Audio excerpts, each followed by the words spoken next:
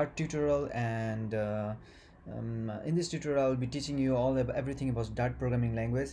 So without wasting the time, let's go right to it. And yeah, the first thing is the variable. So how do you declare a variable? You can declare a variable by just using the keyword var and the name of the variable and the value. So Bob, you see. So if you print out the name, then you will be getting this value of name as a Bob, right? You see here, you can, in the console you can see Bob as a output. So this is actually, yeah, if you check out the, if you click here, you will have the documentation that says that the name is of type is string. So that means Dart is performing kind of a type inference. So that means it's automatically detecting the type from the value, right? So either you can also do it in different way, right? So for example, you can string my name is John. Okay, if I print my name, you see, in this situation I'm printing out, the console will be printing out my name, but you see that in this case, like, I'm specifying the type, right? So you can do it in two different ways, but this is much easier ways because Kotlin is sorry, Dart is automatically using the type inference and detecting the type. Okay, so that's it for the variable, guys. And okay, so there is also another kind of a variables that we have to understand is like whenever you need a object which is not restricted to a single type, then you can pretty much specify as an object, then my object, okay, uh, is Milan. Okay, so this is pretty much not specified to any type, it's of type object, so it's not restricted to a single type. Okay, so you can specify it in using object because it's not specified to a single type. Or you can also use dynamic keyword. My dynamic Mika is Namo. Okay, so pretty much you can do it in these two different ways, guys. So you have to understand another important concept. And yeah, that's it, guys, for the variables. And now, what about the default values? What kind of default values that uh, Dart can have? Like for example, if you see here the situation int, there are two cases. One is non-nullable and the another is nullable variables, right? So in non-nullable, we have a int my class.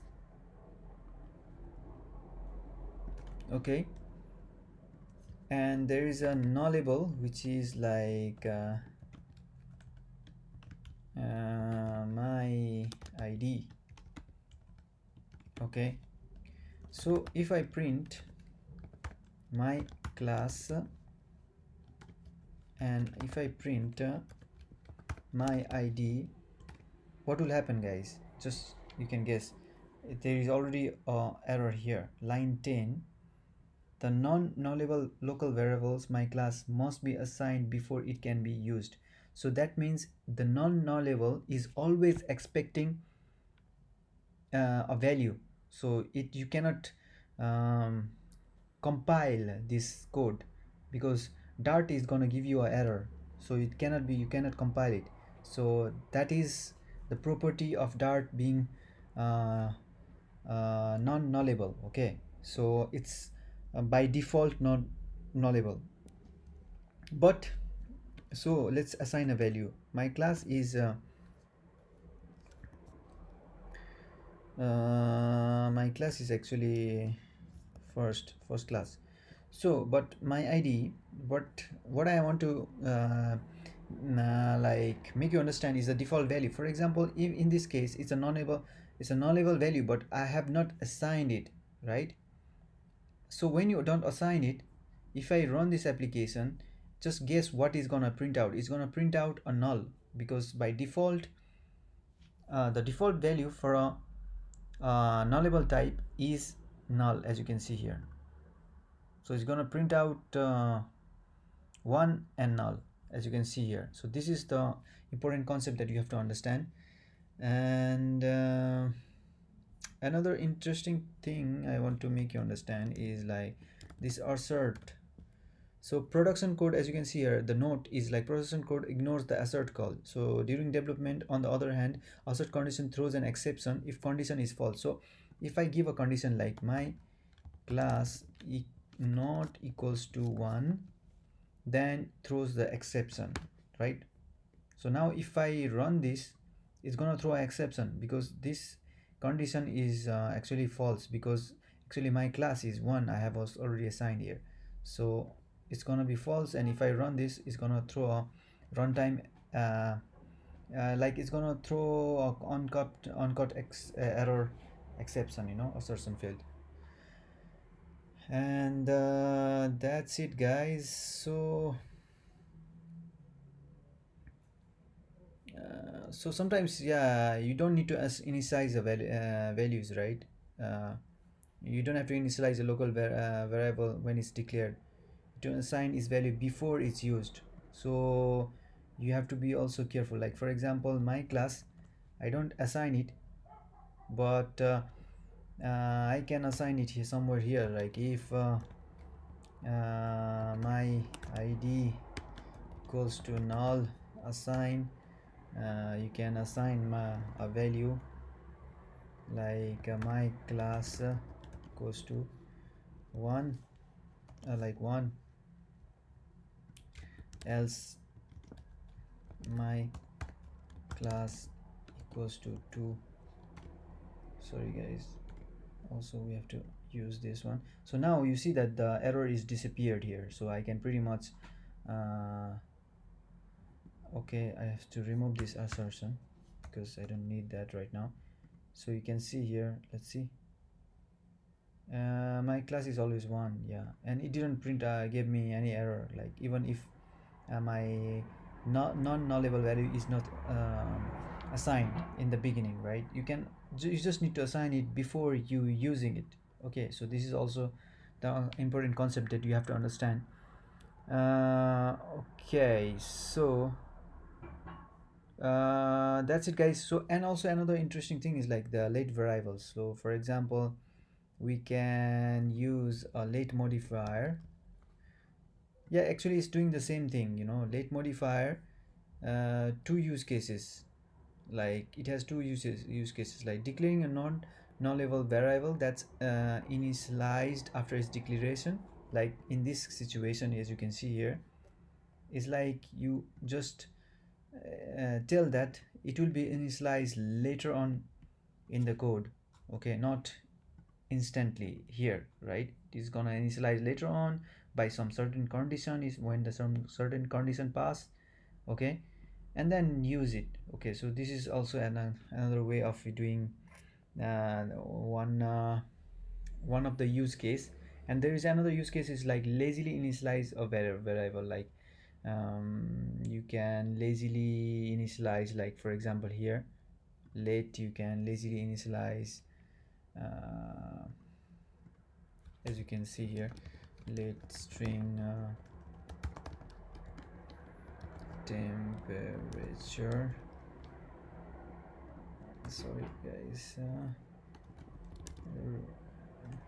do something.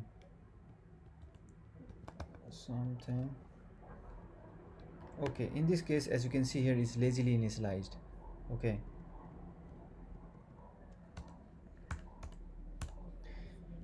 but you also need to be careful that if you fail to initialize a late variable, a runtime error occurs when the variable is used. So if you fail to initialize, if you see late and you just don't do that, obviously you will get a error, right?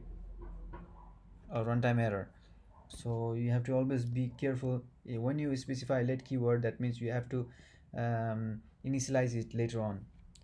And also another thing is, like, for example, you have to also careful, like sometimes you lazily initialize a value, but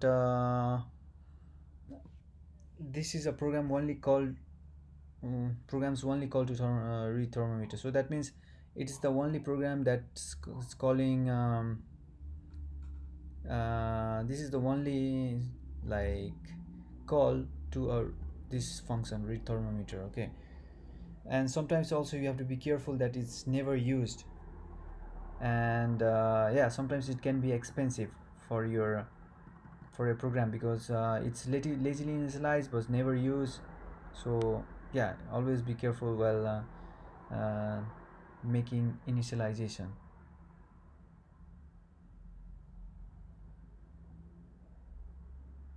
As you can see, as the sometimes the variables might not be needed, and initialization it is costly, you know.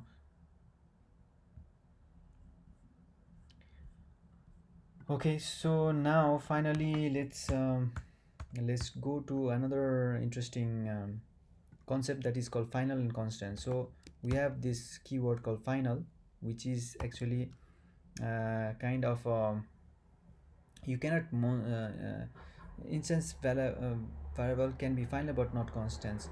Okay, so the interesting thing about the final and constant is, like, you cannot modify their values. Like, for example, if I write final my name is final. Actually, my name is final. I cannot modify this. Can I modify it? No. Now if I put this change to Khatri, I cannot, because you can see it's like final variable name can only be set once, so it can be only set once. Okay, it's the same with the constant. Const surname is Khatri, so you cannot actually change my surname. Can I? I cannot.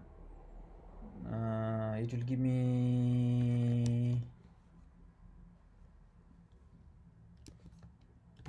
me a error. Okay, so constant variable also cannot be assigned. Okay, so yeah, let's remove this. So this is the interesting concept that we have to understand. And uh,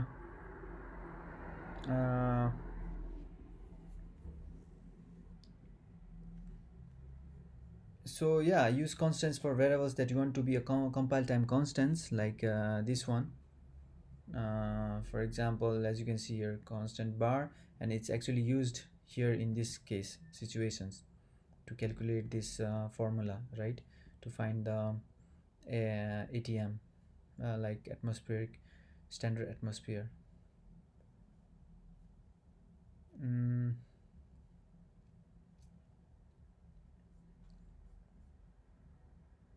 so constant keyword is not only used for declaring constant variables. You can also use it to create constant values, as well as declare constructors that create constant values. So the idea is you can also use constant values to declare constructors. So yeah, let's try to use this and try to understand better. So const baz equals to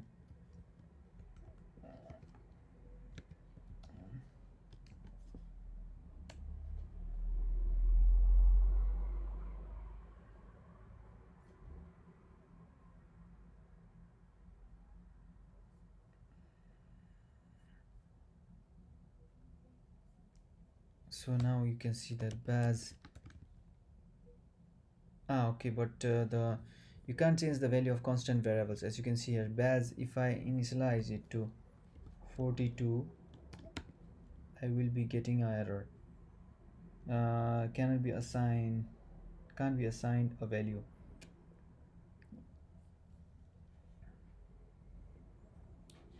Okay, so Okay, so now the final thing that I want to, but the difference between constant and final uh, is you can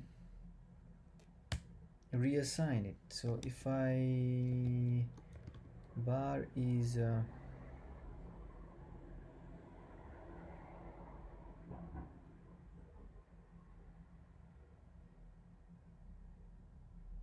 also you cannot assign. Let's try to assign 2 3. It's the same thing, like it's gonna give me error. The final variable bar can be only set once, and here it gives constant variables can't be assigned a value, so constant cannot be assigned the value. Okay,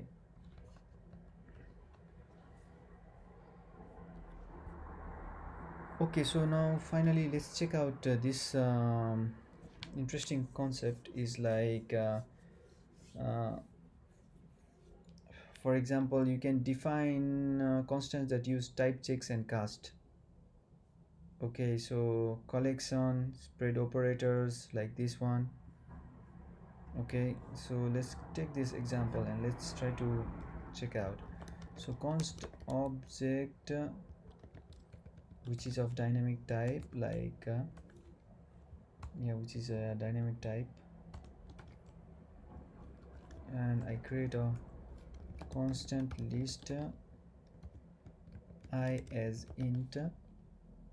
So what as is doing here, this keyword is doing is like is using a typecast, so I becomes int because object before was I was of type object, which is not of only one type, right? So now here as is like using a typecast to cast it to the int, and const I'm gonna create a map, and if I is int, so this is keyword is actually verifying that I this I object is of type int. If is of type int, then I, otherwise int. And now finally guys, const set similarly if list is list of int, it's a list of int, and the spread operators. So now let's print and let's check out let's print map, and let's print the set. Okay, let's see what's gonna print out.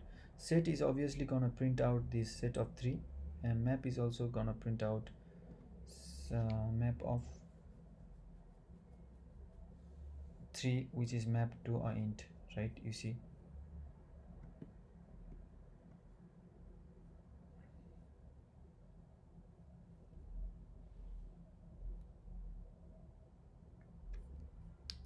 Yeah, and also the final note is although the final object cannot be modified, its fields can be changed. In comparison, a constant object and its fields cannot be changed, they are immutable. So constant is completely immutable, but whereas final object can be modified, its fields can be modified, cannot be modified, but its fields sometimes can be modified.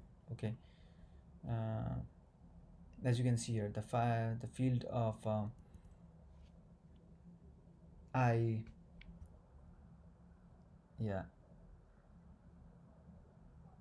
Okay, so thank you and catch you later guys.